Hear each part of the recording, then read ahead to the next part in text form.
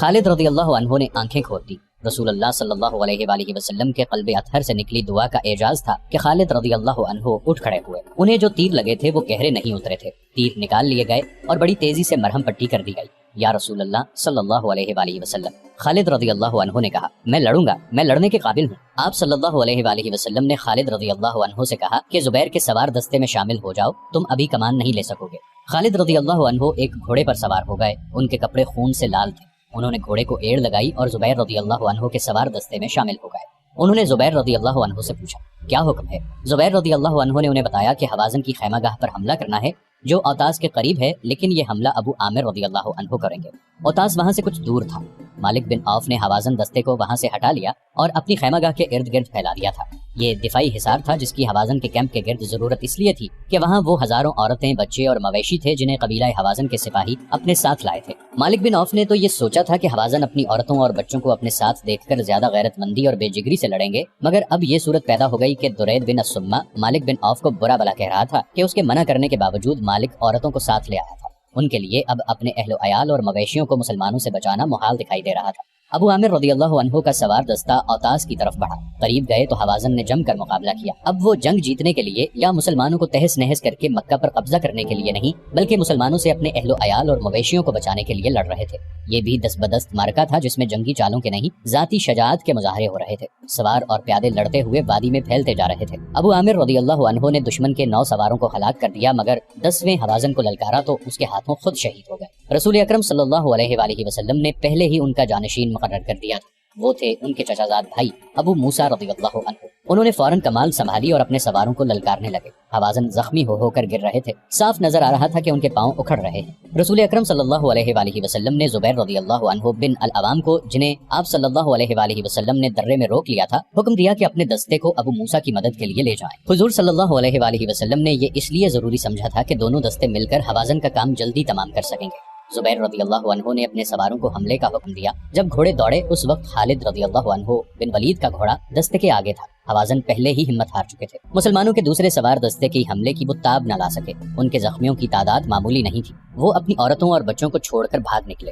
مسلمانوں نے کیمپ کو گھیرے میں لے لیا۔ چھوٹے چھوٹے قبیلوں کے لڑاکوں نے جب حوازن اور ثقیف جیسے طاقتور قبیلوں کو بھاگتے دیکھا تو وہ وہاں سے بالکل غائب ہو گئے اور اپنی اپنی بستیوں میں جا پہنچے۔ مالک بن عوف میدان جنگ میں کہیں نظر نہیں آ رہا تھا۔ وہ نظر آ ہی نہیں سکتا تھا۔ اسے اپنے شہر طائف کی فکر پیدا ہو گئی تھی۔ اس نے اپنے قبیلے کے سرداروں سے کہا کہ مسلمان جس رفتار اور جس جذبے سے آ رہے ہیں، اس سے صاف پتہ چلتا ہے کہ وہ طائف تک پہنچیں گے اور اس بستی کی اینٹ سے اینٹ بجا دیں گے۔ خطرے کے پیش نظر اس نے قبیلہ ثقیف کے تمام دستوں کو لڑائی سے نکالا اور طائف جا دم لیا۔ پیچھے حنین کی وادی میں کیفیت یہ تھی کہ حوازن کی عورتیں اور بچے چیخو پکار کر رہے تھے۔ تمام وسیع و عریض وادی مجاہدین اسلام کی تحویل میں تھی۔ مکہ کے جو غیر فوجی مجاہدین کے ساتھ آئے تھے وہ زخمی مجاہدین کو اٹھا رہے تھے۔ دشمن کے زخمی کر رہے تھے، مر رہے تھے۔ مرنے والوں میں بوڑھا درید بن السمہ بھی تھا، وہ لڑتا ہوا مارا گیا تھا۔ مسلمانوں کو دشمن کے زخمیوں اور قیدیوں سے جو ہتھیار اور گھوڑے ملے، ان کے علاوہ 6000 عورتیں اور بچے، 24000 اونٹ، 40000 بکریاں اور بے شمار چاندی ہاتھ لگی۔ مسلمانوں نے جنگ جیت لی تھی، لیکن رسول اللہ صلی اللہ علیہ وآلہ وسلم نے فیصلہ کیا کہ مالک بن عوف کو مہلت نہیں دی جائے گی کہ وہ سستا سکے اور اپنی فوج کو منظم کر سکے۔ آپ صلی اللہ علیہ وآلہ وسلم نے دراصل سانپ کا سر کچلنے کا فیصلہ کر لیا تھا۔ آپ صلی اللہ علیہ وآلہ وسلم کے حکم سے مال غنیمت آئی ہوئی عورتیں، بچے، مویشیوں اور دیگر مال کو ایک دستے کے ساتھ جورانہ بھیج دیا گیا۔ اگلے حکم تک انہیں جورانہ میں ہی رہنا تھا۔ دوسرے دن رسول اکرم صلی اللہ علیہ وآلہ وسلم کے حکم سے اسلامی فوج طائف کی طرف پیش قدمی کر گئی، جہاں بڑی خونریز جنگ کی توقع تھی۔ معرکہ حنین کا ذکر قرآن حکیم میں سورہ توبہ میں آیا ہے۔ بعض صحابہ کرام رضی اللہ عنہ نے معرکہ شروع ہونے سے پہلے کہا تھا کہ ہمیں کون شکست دے سکتا ہے، اتنی بڑی طاقت کا مقابلہ کون کر سکتا ہے۔ سورہ توبہ میں آیا ہے جس کا مفہوم ہے کہ اللہ نے بہت سے موقعوں پر تمہاری مدد کی، اور حنین کے دن بھی جب تم کو اپنی کثرت پر ناز تھا، حالانکہ وہ تمہارے کچھ کام نہ آئی، اور زمین باوجود اپنی وسعت کے تم پر تنگ ہو گئی اور تم پیٹ پھیر کر بھاگے۔ پھر اللہ نے اپنے رسول اور مسلمانوں پر تسلی نازل کی اور وہ فوجیں اتاری جن کو تم نے نہیں دیکھا، اور کافروں کو سزا دی، اور کافروں کا بدلہ یہی ہے۔ طائف بڑی خوبصورت بستی ہوا کرتی تھی، باغوں کی بستی تھی، پھولوں اور پھلوں کی مہک سے ہوائیں مخمور رہتی تھی۔ طائف میں جا کر دکھی دل کھل اٹھتے تھے۔ یہ جنگجو سرداروں کی بستی تھی۔ یہ ثقیف جیسے طاقتور قبیلے کا مرکز تھا۔ اس بستی کے قریب اس قبیلے کی عبادت گاہ تھی جس میں ثقیف، حوازن اور چند اور قبائل کے دیوتا لات کا بت رکھا ہوا تھا، جو بت نہیں بلکہ ایک چبوترا تھا۔ یہ قبائل اس چبوترے کو دیوتا کہتے اور اس کی پوجا کرتے تھے۔ اس عبادت گاہ میں ان کا کاہن رہتا تھا جسے خدا کا اور دیوتا لات کا ایلچی سمجھا جاتا تھا۔ کاہن فال نکال کر لوگوں کو آنے والے خطروں سے آگاہ کر دیا کرتا تھا۔ کاہن کسی خوش نصیب کو ہی نظر آیا کرتا تھا، عام لوگوں کو کاہن نہیں، عبادت گاہ کے صرف مجاور ملا کرتے تھے۔ کاہن کو جو دیکھ لیتا وہ ایسے خوش ہوتا تھا جیسے اس نے خدا کو دیکھ لیا ہو۔ طائف کیونکہ ان کے دیوتا کا مسکن تھا، اس لیے یہ قبائل کا مقدس مقام تھا۔ ایک ہی مہینہ پہلے طائف میں جشن کا سما تھا۔ یہاں کے سردار اعلیٰ مالک بن عوف نے اپنے قبیلے جیسے ایک طاقتور قبیلے حوازن اور کچھ اور قبیلوں کے سرداروں کو بہت بڑی ظرافت میں مدعو کیا تھا۔ علاقے کی چنی ہوئی خوبصورت ناچنے اور گانے والیاں بلائی گئی تھی۔ ان کے رقص نے تماشائیوں پر وجد طاری کر دیا تھا۔ اس رات شراب کے مٹکے خالی ہو رہے تھے۔ اس رات اہل ثقیف اور اہل حوازن نے عہد کیا تھا کہ وہ مکہ پر اچانک حملہ کر کے رسول اکرم صلی اللہ علیہ وآلہ وسلم اور مکہ کے تمام مسلمانوں کو ہمیشہ کے لیے ختم کر دیں گے۔ ان قبائل کے ایک ضعیف العمر سردار درید بن السمہ نے کہا تھا، اٹھو اور لات کے نام پر حلف اٹھاؤ کہ ہم محمد اور اس کے تمام پیروکاروں کو، جنہوں نے مکہ کے تمام بت توڑ ڈالے ہیں، ختم کر کے اپنی عورتوں کو منہ دکھائیں گے۔ مالک بن عوف، جس کی عمر ابھی 30 سال تھی، جوش سے پھٹا جا رہا تھا۔ اس نے کہا تھا کہ قبائل کا متحدہ لشکر مکہ میں مسلمانوں کو بے خبری میں جا دبوچے گا۔ اس رات مالک بن عوف، درید بن سمہ اور دوسرے قبیلوں کا سردار کاہن کے پاس گئے۔ کاہن سے انہوں نے پوچھا تھا کہ وہ مکہ کے مسلمانوں کو بے خبری میں دبوچ سکیں گے اور کیا ان کا اچانک اور غیر متوقع حملہ مسلمانوں کو گھٹنوں بٹھا سکے گا۔ کاہن نے انہیں یقین دلایا تھا کہ دیوتا لات نے انہیں آشیرواد دی ہے۔ کاہن نے بڑے وثوق سے کہا تھا کہ مسلمانوں کو اس وقت پتہ چلے گا جب تمہاری تلواریں انہیں کاٹ رہی ہوں گی۔ اب ایک ہی ماہ بعد طائف کا حسن اداس تھا۔ بستی کے ماحول پر خوف و ہراس طاری تھا۔ اپنے دیوتا لات کے آشیرواد سے اور کاہن کی یقین دہانی سے ثقیف، حوازن اور دیگر قبائل کا جو لشکر مکہ پر حملہ کرنے گیا تھا، وہ مکہ سے دور حنین کے مقام پر مسلمانوں کے ہاتھوں پٹ کر اور تتر بتر ہو کر واپس آ رہا تھا۔ بھاگ کے آنے والوں میں پیش اس متحدہ لشکر کا سالار اعلیٰ، جواں سال اور جوشیلا سردار مالک بن عوف تھا۔ وہ سب سے پہلے اسی لیے طائف پہنچا تھا کہ شہر کے دفاع کو مضبوط بنا سکے۔ مسلمان رسول اکرم صلی اللہ علیہ وآلہ وسلم کی قیادت میں طائف کی طرف بڑھے آ رہے تھے۔ طائف کے لوگوں، طائف کی گلیوں میں گھبرائی سی آوازیں اٹھ رہی تھیں۔ مسلمان آ رہے ہیں، شہر کا محاصرہ ہوگا، تیار ہو جاؤ، اناج اور کھجوریں اکٹھی کر لو، پانی جمع کر لو۔ سب سے زیادہ گھبراہٹ مالک بن عوف پر طاری تھی۔ اسے طائف ہاتھ سے جاتا نظر آ رہا تھا۔ اسے شکست اور پسپائی کی چوٹ تو پڑی ہی تھی، سب سے بڑی چوٹ اس پر یہ پڑی کہ وہ جب شہر میں داخل ہوا تو عورتوں نے اس کی بہادری اور فتح کے گیت گانے کی بجائے اسے نفرت کی نگاہوں سے دیکھا تھا، اور اس کے لشکریوں کو بعض عورتوں نے تانے بھی دیے تھے۔ بیویاں اور بیٹیاں کہاں ہیں جنہیں تم ساتھ لے گئے تھے؟ عورتیں لشکریوں سے طنزیہ لہجے میں پوچھ رہی تھی۔ بچے بھی مسلمانوں کو دے آئے ہو؟ یہ بھی ایک تانا تھا جو عورتیں انہیں دے رہی تھیں۔ مالک بن عوف نے اپنے سامنے اپنے نائب سالاروں اور کمانداروں کو بٹھا رکھا تھا اور انہیں بڑی تیز بولتے ہوئے کہہ رہا تھا کہ دوسرے قبیلوں کو بھی شہر میں لے آؤ، مسلمان آ رہے ہیں۔ مالک بن عوف نے ذرا سا بھی آرام نہ کیا، آتے ہی طائف کا دفاع مضبوط کرنے میں لگ گیا۔ اس کے نائب کماندار اور قاصد پسپا ہو کر آنے والوں کو اکٹھا کرنے میں لگے ہوئے تھے۔ آدھی رات تک وہ تھک کر چور ہو چکا تھا۔ اس نے اپنی سب سے زیادہ حسین اور چہیتی بیوی کو اپنے پاس بلایا۔ وہ آ گئی۔ کیا آپ نے حلف نہیں اٹھایا تھا کہ محمد اور اس کے تمام پیروکاروں کو، جنہوں نے مکہ کے بت توڑ ڈالے ہیں، ختم کر کے اپنی عورتوں کو منہ دکھائیں گے؟ بیوی نے اسے کہا، آپ فتح کی بجائے ماتھے پر شکست کا داغ لے کر آئے ہیں۔ آپ کے حلف اور عہد کے مطابق میرا وجود آپ پر حرام ہے، تم میری بیوی ہو۔ مالک بن عوف نے غصے سے کہا، میری حکم عدولی کی جرت نہ کرو، میں بہت تھکا ہوا ہوں اور میں بہت پریشان ہوں، مجھے اس وقت تمہاری ضرورت ہے، تم میری سب سے پیاری بیوی ہو، آپ کو میری ضرورت ہے۔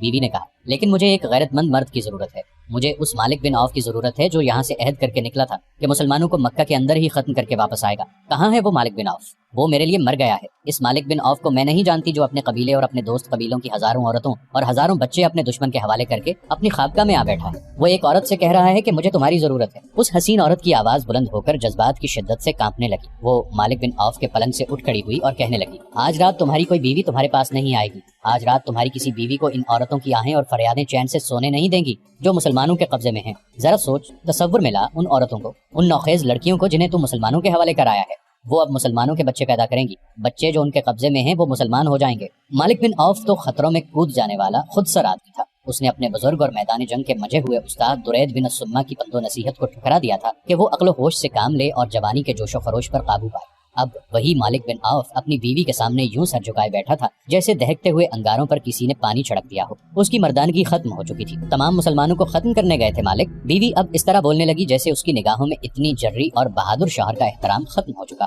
وہ کہہ رہی تھی، مسلمانوں کو ختم کرتے کرتے تم مسلمانوں کی تعداد میں اضافہ کرائے ہو۔ کاہن نے کہا تھا کہ کون کاہن؟ بیوی نے اس کی بات کاٹتے ہوئے کہا، وہ جو مندر میں بیٹھا فالیں نکالتا رہتا ہے۔ تم جیسے آدمی اپنی قسمت اپنے ہاتھ میں رکھا کرتے ہیں اور اپنی قسمت اپنے ہاتھوں بنایا اور بگاڑا کرتے ہیں۔ تم نے کاہن سے پوچھا نہیں کہ اس کی فال نے جھوٹ کیوں بولا ہے؟ مالک بن عوف اٹھ کھڑا ہوا، اس کی سانسیں تیزی سے چلنے لگی، اس کی آنکھوں میں خون اترنے لگا۔ اس نے دیوار کے ساتھ لٹکتی ہوئی تلوار اتاری اور بیوی سے کچھ کہے بغیر باہر نکل گیا۔ طائف میں رات تو آئی تھی لیکن وہاں کی سرگرمیاں اور بھاگ دوڑ دیکھ کر دن کا گمان ہوتا تھا۔ باہر سے خبریں آ رہی تھیں کہ مسلمان طائف کی طرف بڑی تیزی سے بڑھتے چلے آ رہے ہیں۔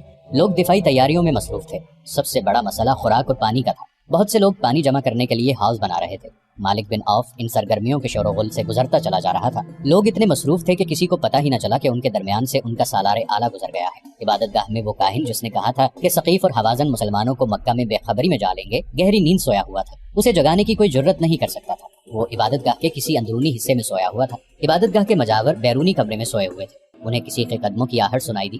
یہ ان کے فرائض میں شامل تھا کہ کاہن کے کمرے تک کسی کو پہنچنے نہ دیں۔ 2-3 مجاور اٹھ کر باہر آ گئے۔ ایک کے ہاتھ میں مشعل تھی۔ مالک بن عوف، ایک مجاور نے مالک کے راستے میں آ کر کہا، کیا قبیلے کا سردار نہیں جانتا کہ اس سے آگے کوئی نہیں جا سکتا؟ ہم سے بات کر مالک بن عوف، اور کیا تم نہیں جانتے کہ ایک سردار کا راستہ روکنے کا نتیجہ کیا ہو سکتا ہے؟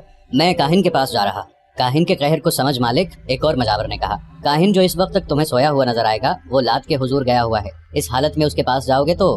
مالک بن عوف ایسی ذہنی کیفیت میں تھا جس نے اس کے دل سے کاہن کا تقدس اور خوف نکال دیا تھا۔ ایک تو وہ بہت بری شکست کھا کر آیا تھا، دوسرے اس کی بیوی نے اسے دھتکار دیا تھا جسے وہ دل و جان سے چاہتا تھا۔ اس نے مجاور کے ہاتھ میں پکڑے ہوئے مشعل کے ڈنڈے پر ہاتھ مارا اور اس کے ہاتھ سے مشعل چھین کر کاہن کے کمرے کی طرف چلا گیا۔ مجاور اس کے پیچھے دوڑا لیکن وہ کاہن کے کمرے میں داخل ہو گیا۔ کاہن مجاوروں کے شور سے جاگ اٹھا تھا۔ اپنے کمرے میں مشعل کی روشنی دیکھ کر اٹھ بیٹھا۔ مالک بن عوف نے مشعل دیوار میں اس جگہ لگا دی جو اسی مقصد کے لیے دیوار میں بنائی گئی تھی۔ مقدس کاہن، مالک بن عوف نے کہا، میں پوچھنے آیا ہوں کہ تمہاری شکست کا سبب کیا ہوا؟ کاہن نے اس کی بات پوری کرتے ہوئے کہا، کیا میں نے نہیں کہا تھا کہ ایک ہام کی قربانی دو؟ اور مقدس کاہن، مالک بن عوف نے کہا، تم نے یہ بھی کہا تھا کہ ہام نہ ملے تو اپنے قبیلے سے کہو کہ اپنے خون اور اپنی جانوں کی قربانی دیں۔ تم نے کہا تھا کہ ہام کی تلاش میں وقت ضائع نہ کرنا۔ تم نے کہا تھا کہ مسلمان لڑنے کے لیے تیار نہیں ہوں گے۔ کیا تو اپنے دیوتا سے باز پرس کرنے آیا ہے کہ دشمن نے تمہیں شکست کیوں دی ہے؟ کاہن نے پوچھا، میں نے کہا تھا کہ پیٹھ نہ دکھانا۔ کیا تیرے لشکر نے پیٹھ نہیں دکھائی؟ تیرے لشکر میں تو اتنی سی بھی غیرت نہیں تھی کہ اپنی عورتوں اور بچوں کی حفاظت کرتا۔ میں پوچھتا ہوں تم نے کیا کیا؟ مالک بن عوف نے پوچھا، اگر سب کچھ ہمیں ہی کرنا تھا تو تم نے کیا کمال دکھایا؟ تم نے کیوں کہا تھا کہ مسلمانوں کو اس وقت پتہ چلے گا جب تمہاری تلواریں انہیں کاٹ رہی ہوں گی؟ کیا تم نے ہمیں دھوکہ نہیں دیا؟ کیا یہ درست نہیں کہ محمد سچا ہے